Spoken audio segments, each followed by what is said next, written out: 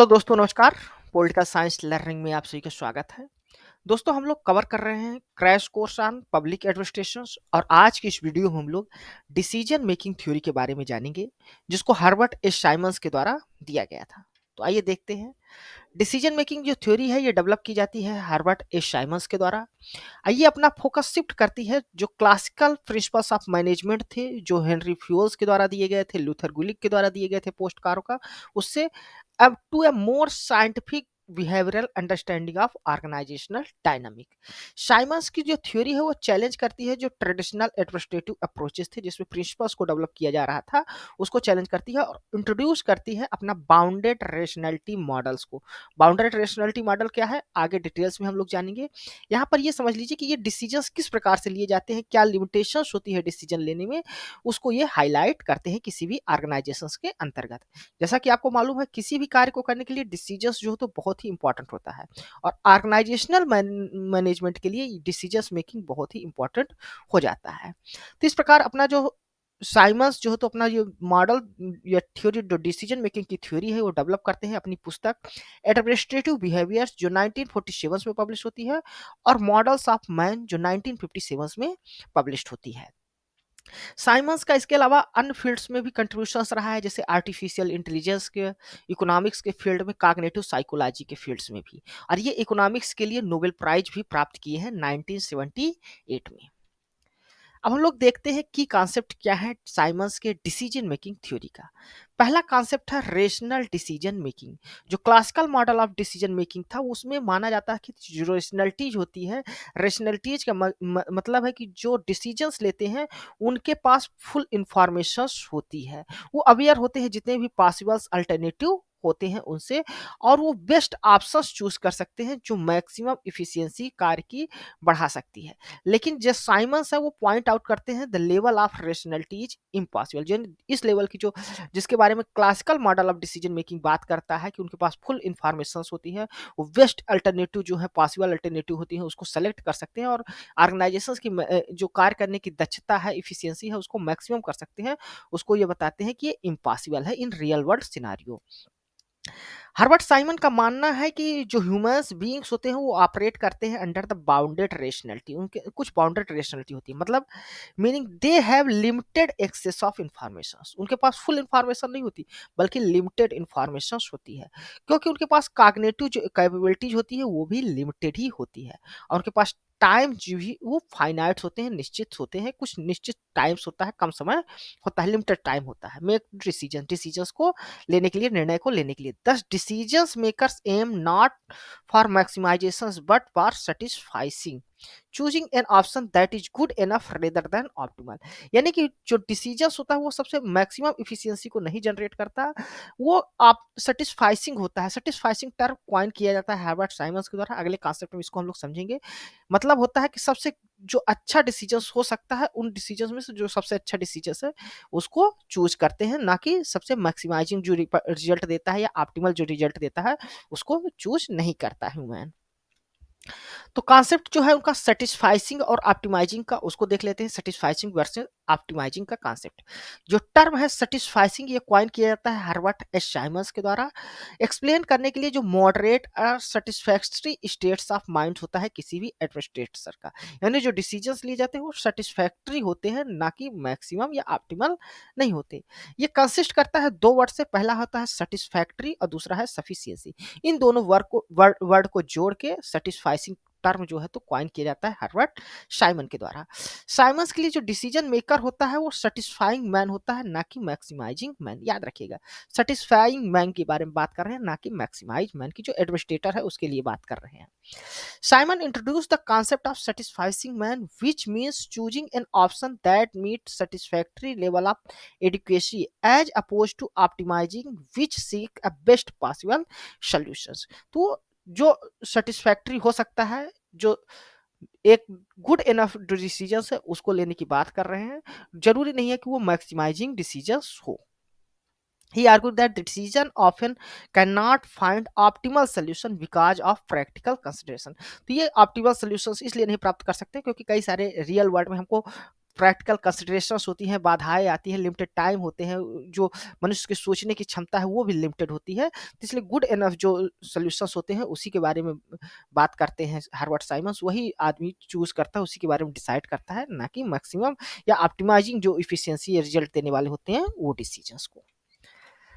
अब साइमन जो होता है डिसीजन मेकिंग जो प्रोसेस होता है उसके 3 फेजेस बताते हैं। पहला फेज होता है इंटेलिजेंस एक्टिविटी, सेकंड फेज होता है डिजाइन एक्टिविटी, तीसरा होता है चॉइस एक्टिविटी। इंटेलिजेंस एक्टिविटी में क्या होता है, आइडेंटिफाई करता है कोई भी प्रॉब्लम्स जो होती है उसको अंडरस्टैंड करने की कोशिश करता है कि ये प्रॉब्लम्स क्यों जो है तो हुई है ये प्रॉब्लम्स। डिजाइन फेज में वो डेवलप करता है एंड एनालाइज करता है जो पॉसिबल सॉल्यूशंस हो सकते हैं, उस प्रॉब्लम से निपटने के लिए क्या क्या सॉल्यूशंस दिए जा सकते हैं उसके बारे में बात करता है डिजाइन फेज में ह्यूमंस। थर्ड जो फेज होता है वो चॉइस एक्टिविटीज का होता है, यानी जितने भी बेस्ट अल्टरनेटिव वो अभी सॉल्यूशंस जितने भी पॉसिबल सॉल्यूशंस हो सकते हैं उसको एनालाइज करता है और उनमें से जो बेस्ट सॉल्यूशंस होता है उसको उसको जो तो सेलेक्ट करता है सॉल्यूशंस के रूप में और उसको एक्टिविटी के एक्शंस में लाता है। तो इन तीनों को हम लोग डिटेल में समझ लेते हैं। पहला है इंटेलिजेंस एक्टिविटी। इस फेज में डिसीजंस मेकर क्या करता है, आइडेंटिफाई करता है और डिफाइन करता है जो प्रॉब्लम्स या अपॉर्चुनिटीज होती हैं जिसके बारे में डिसीजंस लेना होता है। इसमें इन्वॉल्व होते हैं gathering and analysing of information, जितनी भी इंफॉर्मेशन है सभी को गैदर करता है, जितने भी रिव्यूज हैं जो भी आते हैं ऑर्गेनाइजेशंस में उसको सबको एनालाइज करता है। Organisation element to understand the situation that need to action, यानी किस सिचुएशंस में क्या प्रॉब्लम्स है उसमें हमको क्या एक्शंस लेना है इसको अंडरस्टैंड करने के लिए। तो सभी जितने भी डाटा है उसको कलेक्ट करता है, उसको एनालाइज करता है। एग्जाम्पल्स के रूप में देख सकते हैं कि कोई एक कंपनी है, उसका जो सेल है वो डिक्लाइन हो गया है, तो वो ये इंटेलिजेंस फेज होता है। इसमें जो मैनेजर्स होता है एडमिनिस्ट्रेटर्स होता है वो गैदर करता है डाटा रिलेटेड टू सेल का जो ट्रेंड चल रहा है क्या है, कस्टमर्स का क्या फीडबैक है, मार्केट की क्या कंडीशंस है, उसका कंपटीटर किस प्रकार से कार्य कर रहे हैं, उन सभी को एनालाइज करता है और उसका रूट काज क्या है डिक्लाइंस का उसको आइडेंटिफाई करने की कोशिश करता है। This might discover that the decline is due to the increased competitions and changing customer preferences। और ये पता लगाता है कि ये इसलिए हुआ है क्योंकि competitions क्या है, इंक्रीज हो गया है मार्केट में और कस्टमर के प्रेफरेंसेस भी थोड़ा चेंज हो गए हैं। तो ये फर्स्ट स्टेज था जिसमें इंटेलिजेंस एक्टिविटीज इन्वॉल्व होती है। सेकंड जो स्टेज होता है वो डिजाइन एक्टिविटीज होती है। डिजाइन एक्टिविटीज में जो डिसीजन मेकर होता है वो आइडेंटिफाई करता है एंड डेवलप करता है जो पॉसिबल कोर्स ऑफ एक्शंस हो सकते हैं, जो पॉसिबल सॉल्यूशंस हो सकते हैं उसको डेवलप करता है। It involve generating alternative solutions, और इसमें अल्टरनेटिव जो सॉल्यूशंस है उसको जो तो जनरेट करता है, तलाशता है। Evaluating them based on various criteria such as feasibility, cost and potential activities, यानी जितने भी जो सॉल्यूशंस हैं उनको सबको टेस्ट करता है, एनालाइज करता है, उसकी फिजिबिलिटी क्या है, कास्ट कितना लगेगा उसमें, उसका पोटेंशियल इम्पैक्ट क्या होगा, सेल बढ़ेगा इंक्रीज होगा कि नहीं इंक्रीज होगा, इन सबको एनालाइज करता है, इवेल्युएट करता है। This phase require creativity and thorough analysis. Examples के लिए में उसी कंटिन्यू करते हैं जो सेल्स का डिक्लाइन हुआ है कंपनी में, तो एग्जीक्यूटिव एक्सप्लोर करता है वेरियस जो स्ट्रेटजीज होती हैं इस इशू को एड्रेस करने के लिए, जिसमें कंसीडर करता है वो ऑप्शन जो सॉल्यूशंस तलाशता है। पहला कि लॉन्च कर रहा है वो न्यू मार्केटिंग को लॉन्च करे, मार्केटिंग कैंपेन जो है उसको लॉन्च करे, न्यू फीचर्स प्रोडक्ट में ऐड करे, introduce new feature product, reduce कर दे प्राइस को और एक्सपैंड करे न्यू मार्केट। ये चार सॉल्यूशंस, चार पांच तरह के सॉल्यूशंस को आइडेंटिफाई करता है, ये सॉल्यूशंस हो सकते हैं। और इसके बाद ईच अल्टरनेटिव को एनालाइज करता है, इसकी potentials to improve the sales and align with company's goal, कि एनालाइज करता है इनमें से कौन कौन से ऐसे जो सॉल्यूशंस है वो हमारे सेल्स को, कंपनी के सेल्स को बढ़ा सकते हैं। तो लास्ट जो फेज आता है वो चॉइस एक्टिविटीज का आता है। चॉइस एक्टिविटीज में डिसीजन मेकर इन पॉसिबल जो सॉल्यूशंस होते हैं उनमें से एक अल्टरनेटिव को सिलेक्ट करता है। इसमें इन्वॉल्व होता है pros and cons of each options and making decision based on the analysis, यानी सभी को कि प्रोस क्या है, कॉन्स क्या है, उसको सबको एनालिसिस करता है और उसके आधार पर वो डिसीजंस लेता है। तो एग्जांपल्स के रूप में देखते हैं कि जो इवैल्यूएट करता है वो अल्टरनेटिव जितने पॉसिबल सॉल्यूशन होते हैं, एग्जीक्यूटिव जो होता है, एडमिनिस्ट्रेटर जो होता है वो डिसाइड करता है, क्या जहाज करता है कि launch a new marketing campaign, एक न्यू मार्केटिंग कैंपेन लॉन्च करने की आवश्यकता है, दूसरा वो इंट्रोड्यूस करता है न्यू प्रोडक्ट फीचर्स, यानी फीचर्स जो प्रोडक्ट है उसमें कुछ फीचर्स ऐड किए जाए ताकि जो कस्टमर्स की नीड्स है या प्रेफरेंसेस है वो पूरे हो सके। इससे क्या होगा, इससे जो तो कंपनीज की सेल्स में इंप्रूव होगा, बूस्ट होगा सेल्स। तो ये दो जो तो बेस्ट सोल्यूशंस वो चॉइस करता है, चॉइस एक्टिविटीज फेज होता है, थर्ड फेज होता है। अब हम लोग देख लेते हैं Herbert Simon type of decisions, दो तरह के टाइप ऑफ डिसीजंस की बात करते हैं हर्बर्ट साइमन। एक हर्बर्ट साइमन कहते हैं प्रोग्राम डिसीजन, और दूसरा जो होता है उसको नॉन प्रोग्राम डिसीजंस कहते हैं। प्रोग्राम जो डिसीजंस होते हैं ये रूटीन डिसीजंस होते हैं, रिपीटेटिव डिसीजंस होते हैं, जो इटेब्लिश्ड होते हैं रूल्स और प्रोसीजर्स के द्वारा। ये सिंपल होते हैं और ये मैनेज किए जाते हैं स्टैंडर्ड ऑपरेटिंग प्रोसीजर्स के द्वारा, यानी एसओपी जो होती है स्टैंडर्ड ऑपरेटिंग प्रोसीजर्स, उसी के द्वारा इसको मैनेज किए जाते हैं। जो नॉन प्रोग्राम डिसीजंस होते हैं ये नोवेल्स होते हैं, अनस्ट्रक्चर्ड होते हैं, ये रिक्वायर करते हैं इनोवेटिव थिंकिंग्स को और क्रिएटिव प्रॉब्लम सॉल्यूशंस की जो थिंकिंग्स है या तरीके हैं उसको इन्वॉल्व करने की कोशिश करती है नॉन प्रोग्राम डिसीजंस में। नॉन प्रोग्राम जो डिसीजंस होते हैं ऑफन स्ट्रेटजिक होते हैं इन नेचर्स और रिक्वायर होते हैं input from the higher level of managements के लिए। For instance deciding a launch new product to enter a new market would be a non program decisions. ये नॉन प्रोग्राम डिसीजंस होते हैं जो creative होते हैं और इनोवेटिव होते हैं। बाउंडेड रेशनैलिटी मॉडल्स क्या है हर्बर्ट साइमन का? हर्बर्ट साइमन्स कहते हैं कि बाउंडेड रेशनैलिटी मॉडल देते हैं, ये अल्टरनेटिव होता है क्लासिकल आइडिया ऑफ जो इकोनॉमिक मैन है। इकोनॉमिक मैन यानी कि जो कार्य की इफिशियंसी मैक्सिमम हो उसके बारे में बात करते हैं, क्लासिकल जो प्रिंसिपल डेवलप करते हैं एडमिनिस्ट्रेटिव थिंकर्स। जबकि हार्वर्ड साइमन जो है तो बाउंडेड रेशनैलिटी का कॉन्सेप्ट देते हैं। साइमन आर्ग्यू करते हैं कि जो डिसीजंस मेकर होता है उसके बाद कई बाधाएं होती है, कंस्ट्रेंट होते हैं by limited knowledge, cognitive capacity जो उसकी लिमिटेड होती है, can not achieve maximum maximization but instead satisficing decision, जो सेटिस्फाइसिंग डिसीजन है उसी को वो प्राप्त कर सकता है। ठीक, this model highlight the real world limitations. ये मॉडल जो है तो बाउंडेड रेशनलिटी जो मॉडल्स है हर्बर्ट साइमन्स के द्वारा दी गई है, ये रियल वर्ल्ड में क्या लिमिटेशंस होती है उसको हाईलाइट करता है। और इसमें बताते हैं कि जो एडमिनिस्ट्रेटर होता है वो फेस करता है इनकम्प्लीट इंफॉर्मेशंस, लिमिटेड टाइम होते हैं उसके पास और पर्सनल कुछ वाइसेस होती हैं जिसके कारण वो मैक्सिमाइजिंग जो डिसीजंस होते हैं वो नहीं ले पाते, बल्कि सेटिस्फाइसिंग जो डिसीजंस होते हैं उसी को लेते हैं। तो सेटिस्फाइसिंग डिसीजंस का कॉन्सेप्ट कहाँ किसके द्वारा दिया गया, तो याद रखिएगा हर्बर्ट साइमन्स के द्वारा दिया गया था। दो वर्ड्स को जोड़कर बनाया जाता है, सेटिस्फैक्टरी बट सफिशियंसी। अब हर्बर्ट साइमन्स की जो डिसीजन मेकिंग थ्योरी है उसके कुछ क्रिटिसिजम्स ही हैं। पहला क्रिटिसिजम ये है कि ये ओवर एम्फेसिस करता है ऑन रेशनैलिटीज। क्रिटिक है आर्गू करते हैं कि जो हर्बर्ट साइमन्स की रेशनल मॉडल है डिसीजन मेकिंग मॉडल, वो रेशनैलिटी को बहुत ही ज़्यादा हाईलाइट करता है और वो निगलेक्ट कर देता है रोल ऑफ इमोशंस को, इंस्टीट्यूशंस को, जो पर्सनल एक्सपीरियंस होते हैं किसी भी डिसीजन मेकर्स को, तो उसको ह्यूमन फैक्टर्स को, बिहेवियर्स को उसमें इंक्लूड नहीं करता। सेकंड है simplifications of complex decisions. Simons जो तो एम्फेसिस करते हैं सिंप्लीफिकेशंस ऑफ द कॉम्प्लेक्स जो डिसीजंस होते हैं थ्रू द टेक्निक्स लाइक हेuristics या मेंटल शॉर्टकट्स और स्ट्रेटजी के। While these methods make decisions making manageable, critique argue that can over emphasis important issue and lead to sub optimal outcomes. यानी कि ये जो है तो इसका जो आउटकम्स होगा, इफिशियंसी जो होगी वो उतनी ज़्यादा नहीं होगी, मैक्सिमम इफिशियंसी नहीं होगी, बल्कि सब ऑप्टिमल जो है तो आउटकम्स रिजल्ट निकल के आएंगे। थर्ड जो इसका क्रिटिसिज्म किया गया है कि neglect of the group dynamics. ये क्रिटिक आर्ग्यू करते हैं कि जो साइमन्स है वो थ्योरी है वो फोकस करती है इंडिविजुअल्स के डिसीजन मेकिंग के, और ये जो ग्रुप्स का डायनामिक्स होता है, ग्रुप डिसीजन मेकिंग होता है, उसको पूरी तरह से निगलेक्ट कर देती है। जबकि ऑर्गेनाइजेशंस में क्या देखा जाता है, वहां पर डिसीजंस जो है तो कई लोगों के द्वारा लिखे जाते हैं, ग्रुप में जो लोग होते हैं उनसे वो डिसीजंस प्रभावित होता है। जबकि हार्वर्ड साइमन इंडिविजुअल्स के डिसीजन मेकिंग को फोकस करके अपनी बात कहते हैं। अब हम लोग प्रैक्टिस एमसीक्यूज कर लेते हैं। पहला क्वेश्चन है which of the following best describe Herbert Simons concept of bounded rationality. तो हर्बर्ट साइमन के द्वारा जो बाउंडेड रेशनैलिटी का कॉन्सेप्ट दिया है क्या, इनमें से कौन सा ऑप्शन उसको बेस्ट डिस्क्राइब करता है? फर्स्ट है making decision with full access of information and alternative. तो बाउंडेड जो रेशनैलिटी मॉडल है उसमें फुल इंफॉर्मेशन नहीं होती बल्कि लिमिटेड इंफॉर्मेशन होती है। तो making decision based on limited information, cognitive capabilities कुछ होती हैं ह्यूमंस की, और टाइम कंस्ट्रेन होता है। तो बी नंबर यहाँ पर आपका ऑप्शन करेक्ट है हर्बर्ट साइमन्स के बाउंडेड रेशनैलिटी मॉडल्स के बारे में।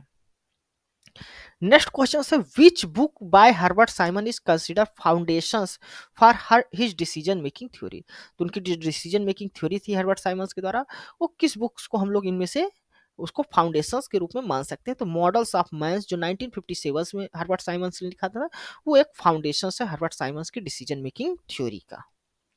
तो करेक्ट आंसर क्या हो गया, मॉडल ऑफ मैन।